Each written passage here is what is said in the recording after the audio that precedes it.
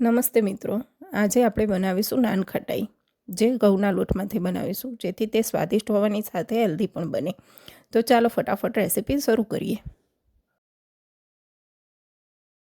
તો તેના માટે મેં લીધું છે અડધી વાટકી ઘી, અડધી વાટકી ખાંડ, 1 વાટકી ઘઉંનો લોટ, અડધી વાટકી ચણાનો લોટ, એનાથી પણ અડધો મેં લીધો છે સૂજી અને અડધી ચમચી બેકિંગ પાવડર.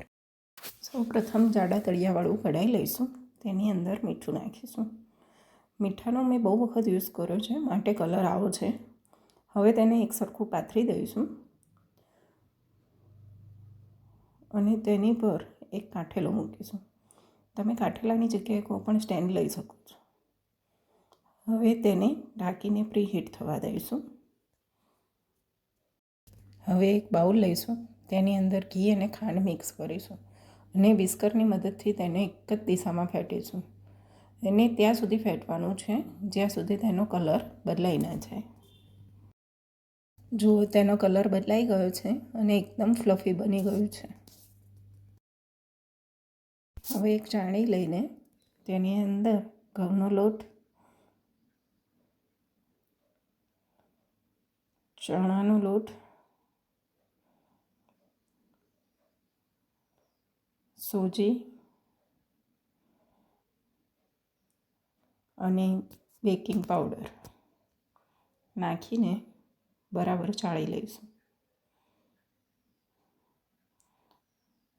ચાળવું એટલા માટે જરૂરી છે કે કંઈ ગાંઠા કે એવું કંઈ હોય તો એ નીકળી જાય.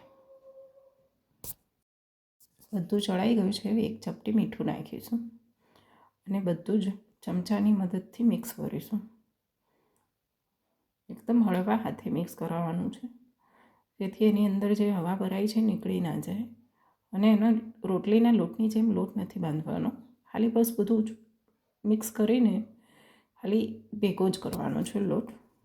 હવે હાથથી બધું મસળીને એક સરખું ભેગું કરી દેવાનું. તેને બહુ ચોળવાનું નથી, ખાલી બસ બાઇડિંગ થોડું આવી ગયું છે, બસ બધું ભેગું જ કરવાનું છે ખાલી. તેની અંદર દૂધ કે પાણી કંઈ જ નાખવાનું નથી, બસ હળવા હાથે બધું જ મિક્સ કરવાનું છે. ધીમે ધીમે બધું જ મિક્સ થઈ જશે. જુઓ, બધું જ મિક્સ થઈ ગયું છે બરાબર.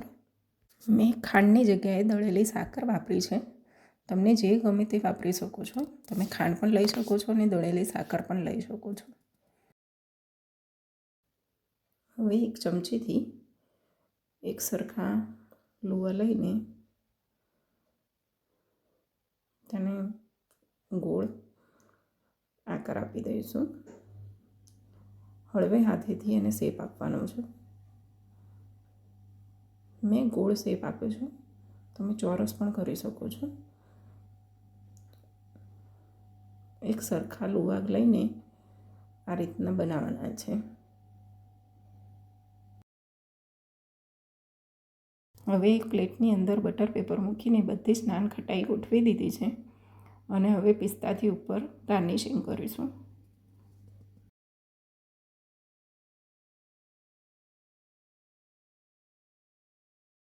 હવે પ્લેટને કઢાઈમાં મૂકી દઈશું અને તેને ધીમા તાપે 20થી 22 મિનિટ સુધી થવા દઈશું.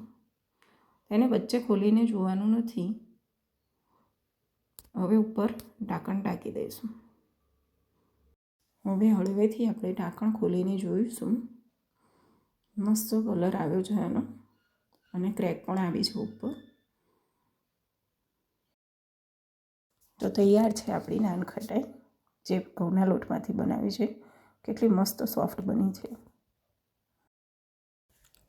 જો તમને આ રેસીપી ગમી હોય તો વિડીયોને લાઇક કરજો, તમારા મિત્રોમાં શેર કરજો અને અમારી ચેનલને સબસ્ક્રાઈબ કરવાનું ભૂલતા નહીં. આવજો.